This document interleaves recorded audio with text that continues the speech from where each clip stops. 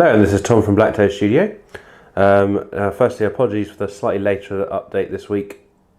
A couple of reasons for that. This is Thursday morning, for starters, so that's why I'm normally trying to get these out on Wednesdays, but unfortunately, as you can probably hear by my voice, I've not been too well for the last week or so. So I didn't actually get much painting done at the end of last week and during the weekend, obviously, so because I literally was in bed for most of it. So a lot of that you see in front of me here is done sort of Sunday, Monday, Tuesday time, I think. So I wanted to make sure I had something to actually put up a video that would show quite a bit of progress. As you can see in front of me here, I managed to get quite a bit done eventually. Finished the last bit last night, which was the Land Raider on the left there. So as you can see here, we finished the Terminator squad, the Honor Guard and the Land Raider. So I'm just going to have a look at a bit more detail here.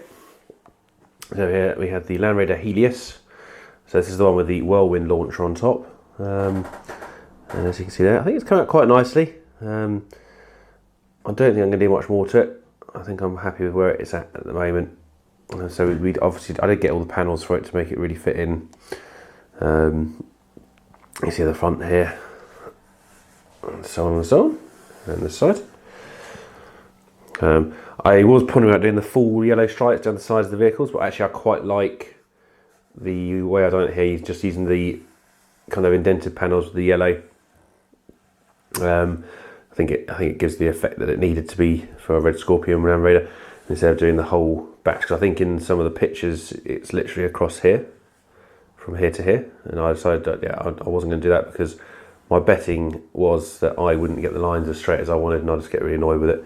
So actually, just using the parts of the tank which actually were there, I think worked out quite nicely. So yeah, quite happy with that. Obviously, the other nice thing is that I realised that as these are done like this, I can actually keep these as a different variant if I wanted, just by popping these off, putting a heavy bolter in, or whatever.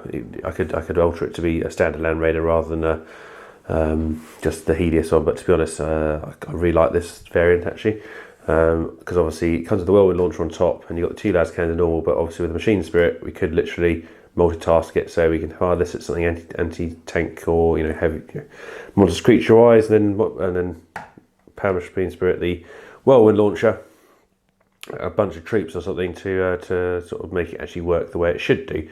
Obviously this may change as additions change, because a lot of rumours flying around about what if there's going to be modifiers and not AP and things like that now. So we'll see. So obviously along with that, as we move over to the right here, we have a Cataphractii Terminator squad.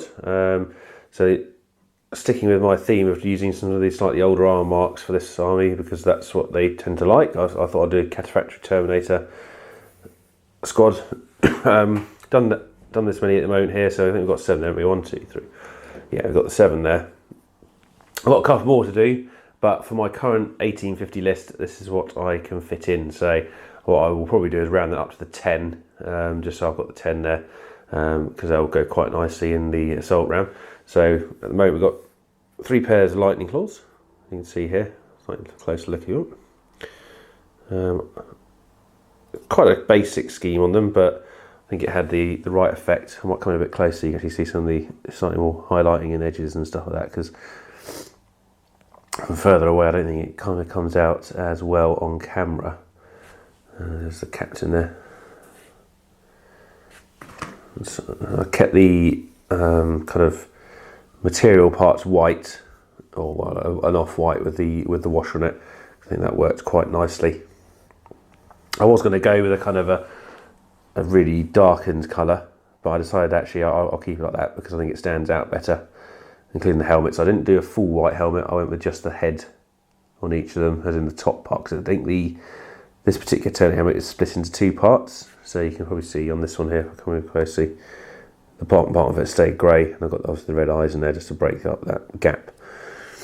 But yeah, I was quite happy with how they turned out. I still need to do a little, I don't know, I might do a bit more work on the face parts, because I've got 2 here without helmets on. Not normally a big fan of putting non-helmet models in, but for some reason I must have, when I've constructed these, I must have put them in. I didn't really fancy ripping them out, because they're in there, and the gap that you put these in is quite firm, and I think I must have used plastic glue, so I don't fancy trying to rip them out, just for the sake of that particular aesthetic. And actually, to be fair, it does break up the squad a bit.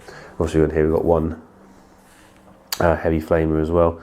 So that's those done, which is happy. I'm all good with that. So I'll move them to one side. And then finally, we have here the Honor Guard squad.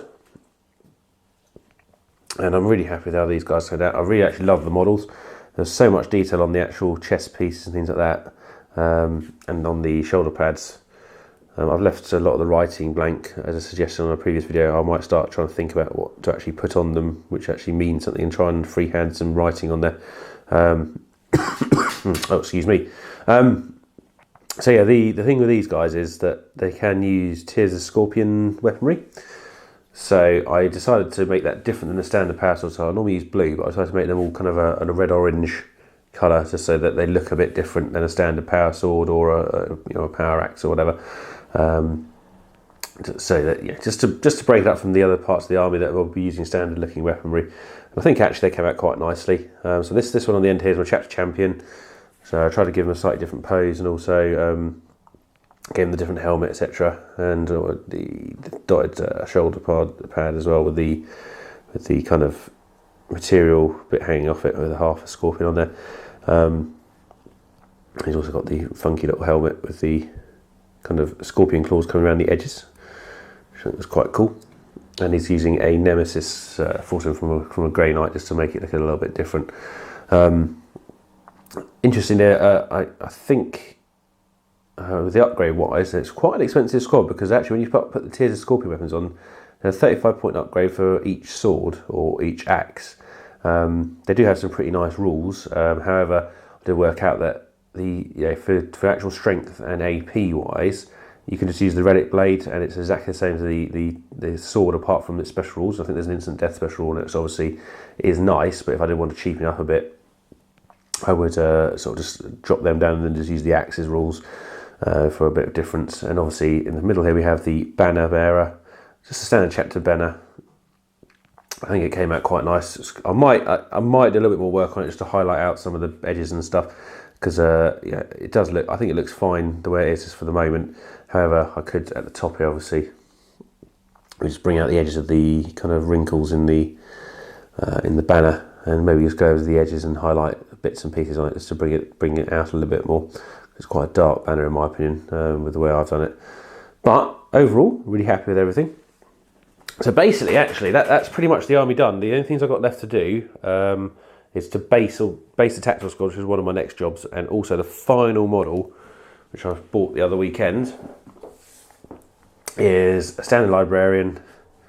And I've managed to, well, that was quite a job actually, because basically this comes in quite a strict kit. It's all pre-molded. It's two halves that stick together, and the shoulder pad was part of it. So I had to cut this one off, and then reattach it, just to get it to fit on the model properly. But I think it's kind of looking quite nice. So I'm happy with the model. I kept the base. And I'm going to build up the kind of mud format I'm doing on the bottom, and just build it up right around the edges of that upper base, and then put some blocks on just to cover up the join, and to make it look like he's sort of just slightly higher than everything else. Because I liked that with the leader, so because obviously 7 off is the same. I put him up on a couple of things, the same with the Honor Guard, just to make them look a little bit taller than the standard models I've got, so they can stand out. So essentially, yeah, we're really close to completion for the current section.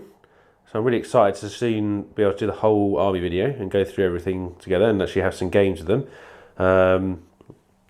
And sort of see how it performs on the tabletop. The thing is, I'm not too fussed about that. I'm actually quite looking forward to playing with them after putting such a lot of effort into getting them done and up to a higher standard than I normally do. And then I've got to really think about what I want to do next. So as for now, this is Tom from BlackToad Studio. Thank you all for watching, and if you like this video and any other videos of ours, make sure you like and subscribe to us, and we'll see you soon.